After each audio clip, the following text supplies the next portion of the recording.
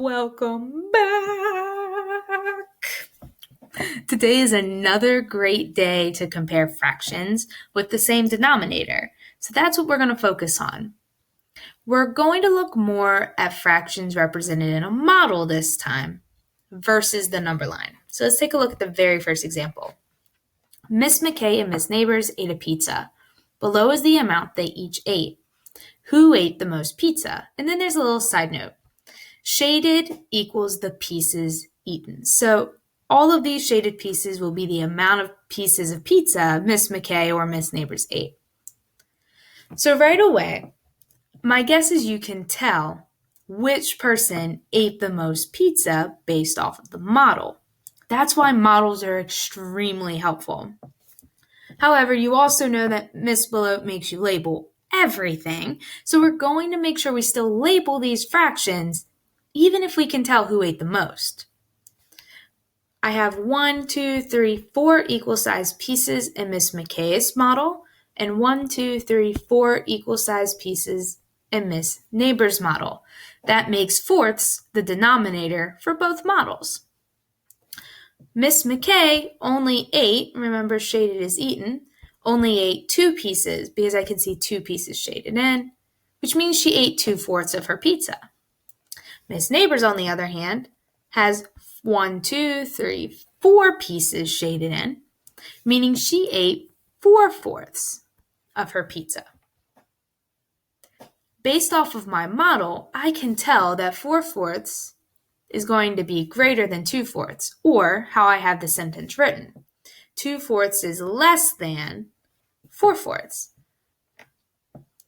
I know 2/4 is less because it has fewer fourths shaded in than 4/4. Let's try 2 more examples.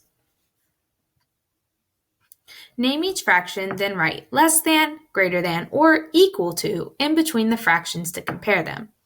So in this case, I am going to focus on shaded again. You won't always focus on shaded. There will be questions that ask you about unshaded, but for now, we're doing a deep dive into shaded fractions.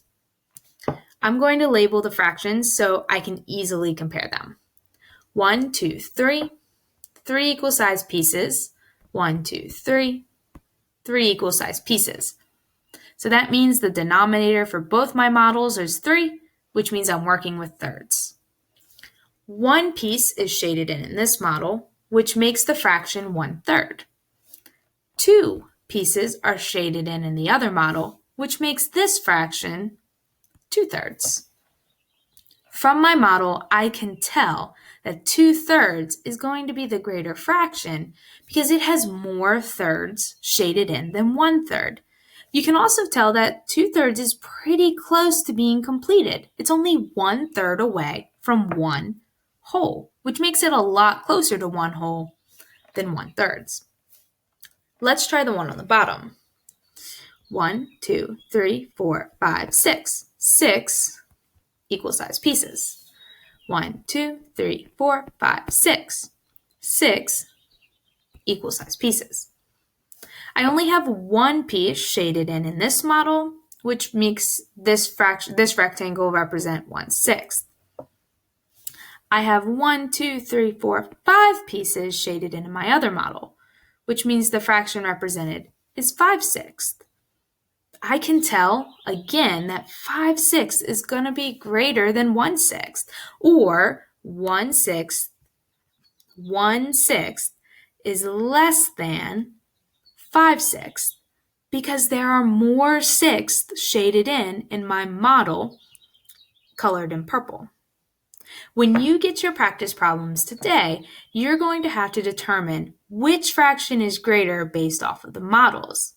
Be on the lookout for which fraction or which model has more pieces shaded in, especially if they have the same denominator. See you tomorrow.